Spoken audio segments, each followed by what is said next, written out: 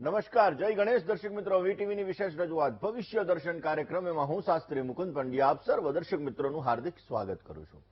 દર્શક મિત્રો, પ્રદોષ આપણા જીવનની અંદર સમૃદ્ધિ લઈને આવનારું વ્રત. એવું કહેવાય છે કે પ્રદોષનું વ્રત કરવાથી જીવનની અંદર સમૃદ્ધિની પ્રાપ્તિ થાય છે. પ્રદોષનું વ્રત કરવાથી આપણા જીવનની અંદર કોઈ અડચણો આવતી હોય, રૂકાવટો આવતી હોય તો આ રૂકાવટોને આપણે દૂર કરી શકીએ છીએ.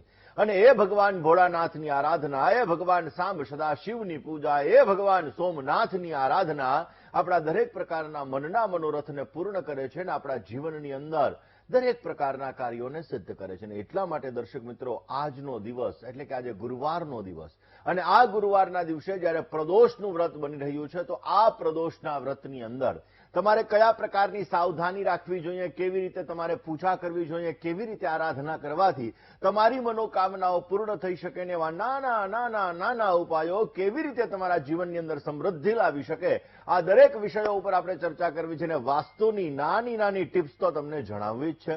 તો આ દરેક વિષય ઉપર આપણે ચર્ચા કરીએ, પરંતુ શરૂઆત આજના પંચાંગથી કરવી છે. દર્શક મિત્રો, આજના પંચાંગની જો વાત કરવામાં આવે તો આજના દિવસની અંદર 14/5/2026 અને ગુરુવારનો આજે દિવસ બની રહ્યો છે. આજે ખાસ કરીને જોવા જઈએ તો વૈશાખ મહિનાના કૃષ્ણ પક્ષની આજે દ્વાદશી કેતા બારસની તિથિ છે, જે બપોરે 11:20 સુધી રહેશે.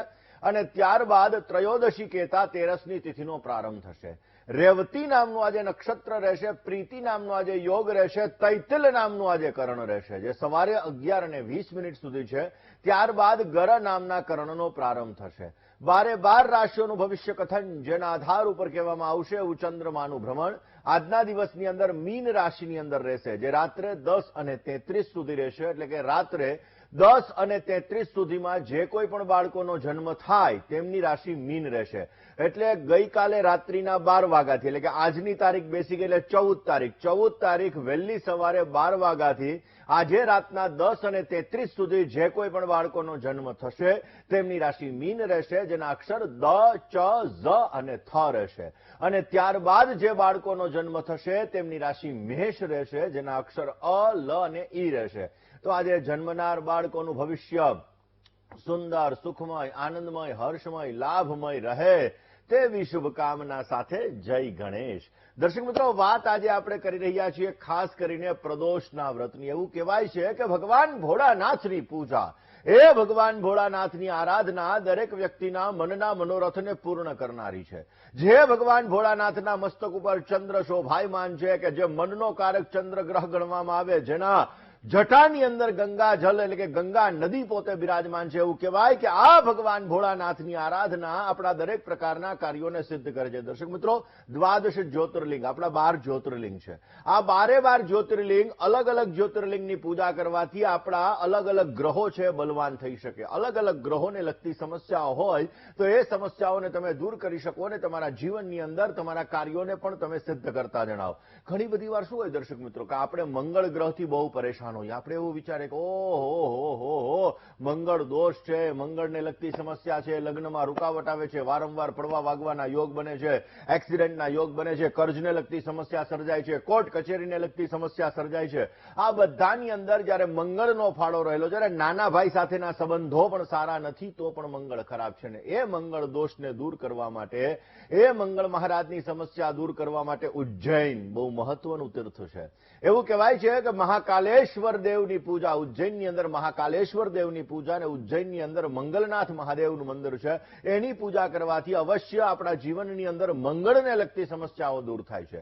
આપણા કાર્યો અવશ્ય આપણે સિદ્ધ કરી શકીએ છીએ. એવી જ રીતે દર્શક મિત્રો, ખાસ કરીને દર મહિનાની અંદર 2 પ્રદોષના વ્રત આવતા હોય છે, એક શુક્લ પક્ષમાં, એક કૃષ્ણ પક્ષની અંદર. એવું કહેવાય છે કે ભગવાન શિવ અને મા પાર્વતીને સમર્પિત છે આ પ્રદોષનું વ્રત. મા પ્રદોષનું વ્રત કરવાથી આપણા જીવનની અંદર આપણા દરેક પ્રકારના કાર્યોને આપણે સિદ્ધ કરીએ છીએ. દર મહિનાની 13 આવે, આ 13ના દિવસે આ પ્રદોષનું વ્રત આવતું હોય છે. અને એટલા માટે દર્શક મિત્રો, ચંદ્ર નારાયણ દેવ એને પણ આ સમર્પિત છે આ પ્રદોષનું વ્રત. જે વ્યક્તિ પ્રદોષનું વ્રત કરે છે એનો મેન્ટલી પાવર સારો થાય છે, મનના ડિસ્ટર્બન્સને લગતી સમસ્યાઓ દૂર થાય છે, ઇમોશનલ એટેચમેન્ટને લગતી સમસ્યાઓ દૂર થાય છે અને આવા લોકોને વિશેષ લાભ મળે છે. પ્રદોષ કાળ એટલે કયો? સંધ્યાકાળ, સાંજનો સમય, સૂર્યાસ્તનો સમય. અને આ પ્રદોષ કાળની અંદર ભગવાન ભોળાનાથની પૂજા કરવાની હોય છે. એવું કહેવાય છે કે પ્રદોષના વ્રતની અંદર સંધ્યાકાળે, પ્રદોષ કાળની અંદર જ્યારે આપણે ભગવાન ભોળાનાથની આરાધના, માં પાર્વતીની પૂજા, ભગવાન શિવનો અભિષેક, માં પાર્વતીની આરાધના કરી અને જ્યારે આપણે આ પ્રદોષનું વ્રત કરીએ છીએ, ભગવાન શંકરને આપણે અલગ અલગ વસ્તુઓ અર્પણ કરીએ છીએ. ત્રિદલમ ત્રિગુણાકારમ ત્રિનેત્રં ચ ત્રયાયુધમ ત્રિજન્મ પાપ સંહારમ એક બિલ્વમ શિવાર્પણમ, બિલ્વ પત્ર વગેરે વસ્તુઓ આપણે અર્પણ કરીએ છીએ અને એ બધી વસ્તુઓ અર્પણ કરવાથી આપણા પાપો દૂર થાય છે, સમૃદ્ધિની પ્રાપ્તિ થાય છે, આપણા કાર્યમાં આવતી રૂકાવટો દૂર થાય છે અને આપણા જીવનની અંદર વિશેષ માત્રામાં લાભ મળે છે. ઘણી બધી વાર ઘણા બધા લોકોને દુઃખ, સમસ્યાઓ, કષ્ટ વધારે પડતા હોય, એન્ડ મોમેન્ટ ઉપર કામો આવીને અટકી જતા હોય, જીવનની અંદર નાણાકીય સમસ્યાઓથી ઝઝુમી રહ્યા હોય, તો આવા લોકો જો પ્રદોષનું વ્રત કરે છે તો વિશેષ માત્રામાં લાભ થાય છે. આવા લોકોનો આધ્યાત્મિક વિકાસ થાય છે અને પોતાના કાર્યમાં આવતી રૂકાવટો ભગવત કૃપાથી દૂર થાય છે. એવું કહેવાય છે દર્શક મિત્રો કે સાંજનો સમય, સૂર્યાસ્ત પહેલાનો જે સમય હોય છે એ 1.5 કલાકનો જે સમય હોય છે, એ સમયગાળા દરમિયાન જ્યારે આપણે પ્રદોષનું વ્રત કરીએ છીએ, પ્રદોષનું વ્રત છે સૂર્યાસ્તના સમયે કરવાનું હોય અને એટલા માટે દર્શક મિત્રો આ સમયગાળા દરમિયાન જ્યારે આપણે ભગવાનની પૂજા કરીએ છીએ, એમાંય દર્શક મિત્રો આજ તો ગુરુ પ્રદોષ છે, ગુરુવારના દિવસે આવતો પ્રદોષ. ગુરુવારે ભગવાન વિષ્ણુને સમર્પિત છે અને એટલા માટે શિવ અને ખાસ કરીને વિષ્ણુ એની પૂજા વિશેષ માત્રામાં સારો લાભ આપે છે. એવું કહેવાય છે કે આજના દિવસે જ્યારે આપણે ઉપવાસ કરીએ છીએ, આજના દિવસની અંદર જ્યારે આપણે ભગવાન ભોળાનાથની આરાધના કરીએ છીએ, આજના દિવસની અંદર વિષ્ણુ સહસ્ત્રનો પાઠ કરવામાં આવે તો અવશ્ય આર્થિક સમસ્યાઓથી જે આપણે ઝઝુમી રહ્યા હોઈએ, આ આર્થિક સમસ્યાઓ દૂર થાય છે અને વિશેષ લાભ મળે છે. આજે દર્શક મિત્રો બિલ્વપત્ર ભગવાનને અર્પણ કરવા જોઈએ, ગાયના ઘીનો દીવો અવશ્ય અર્પણ કરવો જોઈએ અને ખાસ કરીને નટરાજન ભગવાન એટલે કે ભગવાન શિવનું એક સ્વરૂપ છે નટરાજ, એની આપણે પૂજા કરવી જોઈએ તો વિશેષ માત્રામાં લાભ મળી શકે. દર્શક મિત્રો અઠવાડિયાની અંદર અલગ અલગ દિવસે જ્યારે આ પ્રદોષ પડતો હોય ત્યારે એને અલગ અલગ પ્રદોષ કહેવાય. ભૌમ પ્રદોષ એટલે કે મંગળવારે આવતો હોય, રવિ પ્રદોષ એટલે રવિવારે આવતો હોય, એવી જ રીતે આજે બૃહસ્પતિ પ્રદોષ એટલે કે ગુરુ પ્રદોષ છે. આજે ગુરુવારના દિવસે આ પ્રદોષનું વ્રત બની રહ્યું છે અને આ ગુરુવારના દિવસે જ્યારે આ પ્રદોષનું વ્રત છે તો આપણા જીવનની અંદર વિશેષ લાભ મેળવવા માટે આજે ભગવાન ભોળાનાથની પૂજા, ભગવાન ભોળાનાથની આરાધના કરવી જોઈએ. ભગવાન શંકર ઉપર આજે આપણે દૂધથી અભિષેક કરવો જોઈએ, પંચામૃત દ્વારા ભગવાનની પૂજા કરવી જોઈએ. આજના દિવસની અંદર જેના લગ્ન નથી થયા, કારણ કે ગુરુ અને ચંદ્ર આ બંને ગ્રહો લગ્નના કારક ગ્રહો છે અને એટલા માટે દર્શક મિત્રો જે વ્યક્તિના લગ્ન ન થયા હોય આવા વ્યક્તિઓ જો આજે પ્રદોષનું વ્રત કરે, આવા વ્યક્તિઓ જો આજે ઉપાય કરે તો ભગવત કૃપાથી લગ્નમાં આવતી બાધાઓ દૂર થાય છે અને વિશેષ માત્રામાં લાભ મળે છે. આજે શિવ ચાલીસાનો પણ પાઠ કરવો જોઈએ.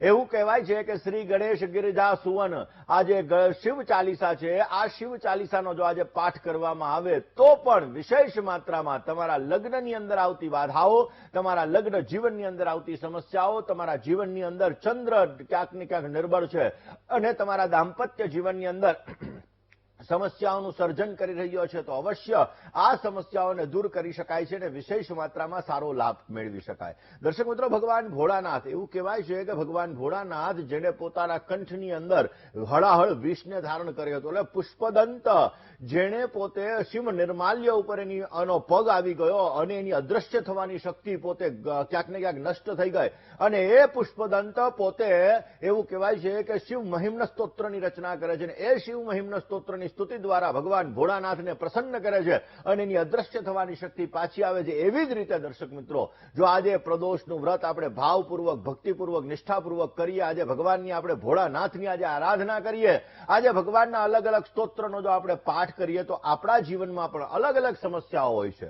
આ સમસ્યાઓ આપણે દૂર કરી શકીએ. એમાં પહેલમ વહેલી સમસ્યા છે મનની, કારણ કે કોકનું જોઈ અને કોકનું હારું જોઈને આપણે દુઃખી થાય ત્યારે સમજી લેવાનું આ મનની સમસ્યા છે.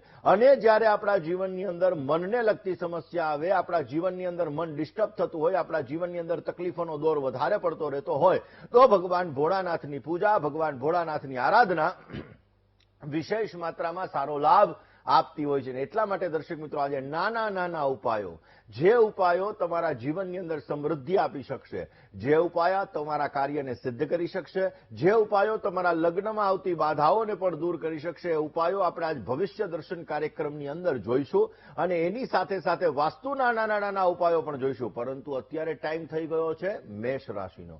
મેષ રાશિ કે જેના અક્ષર છે અલય, જેનો સ્વામી બને છે મંગળ મહારાજ. મેષ રાશિવાળા જાતકો માટે આજે ઘરેલું જીવનની અંદર સુખ સફળતા તમને મળતી જણાય. સ્ટોક માર્કેટની અંદર જો તમે રોકાણ કરતા હશો તો અવશ્ય ભગવત કૃપાથી આજે તમને સારી સફળતા મળી શકશે.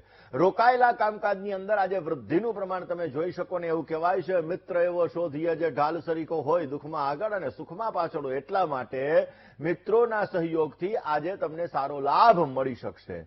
મેષ રાશિવાળા જાતકોએ આજના દિવસની અંદર વિશેષ લાભ જોતો હોય તો ભગવાન શિવની પૂજા કરવાની, ભગવાન શિવની આરાધના કરવાની તમને વિશેષ લાભ મળતો જણાશે. હવે વાત કરીએ દર્શક મિત્રો વૃષભ રાશિની. વૃષભ રાશિ કે જેના અક્ષર છે બહુ, જેનો સ્વામી બને છે શુક્ર મહારાજ. વૃષભ રાશિવાળા જાતકો માટે આજના દિવસની અંદર સાથી કર્મચારી વર્ગથી થોડી ઘણી પરેશાની, તકલીફ રહેતી જણાશે. આજના દિવસની અંદર સંપત્તિને લગતા કામકાજનો ઉકેલ આવતો જણાય.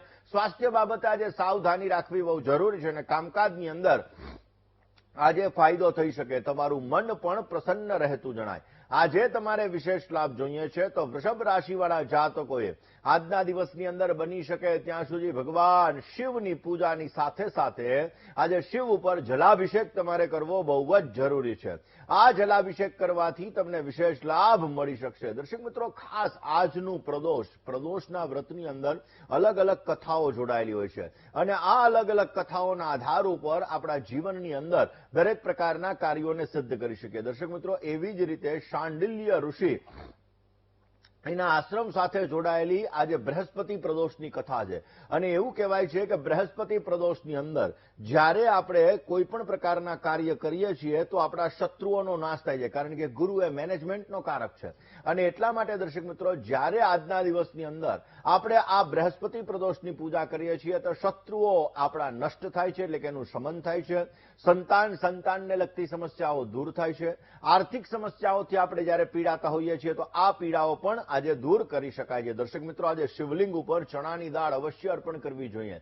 શિવલિંગ ઉપર આજે ચણાની દાળ અર્પણ કરવાથી આપણા જીવનની અંદર દરેક પ્રકારના કાર્યો આપણે સિદ્ધ કરી શકીએ છીએ. પીળી વસ્તુઓ, પીળા કપડાનું દાન, આ બધી વસ્તુઓ પણ આજના દિવસની અંદર કરવી બહુ જ જરૂરી. એમાંય સાંજના સમયે કેસરયુક્ત દૂધનો અભિષેક જો ભગવાન ભોળાનાથ ઉપર કરવામાં આવે તો વિશેષ લાભ મળી શકે છે. આ જ વિષય ઉપર આપણે ચર્ચા કરવી છે. વાસ્તુના નાના નાના ઉપાયો વિશે પણ આપણે ચર્ચા કરવી છે, પરંતુ રોકાઈએ નાનકડા એવા વિરામ માટે. ક્યાંય ન જશો, જોતા રહો વીટીવીની વિશેષ રજૂઆત ભવિષ્ય દર્શન. જય ગણેશ.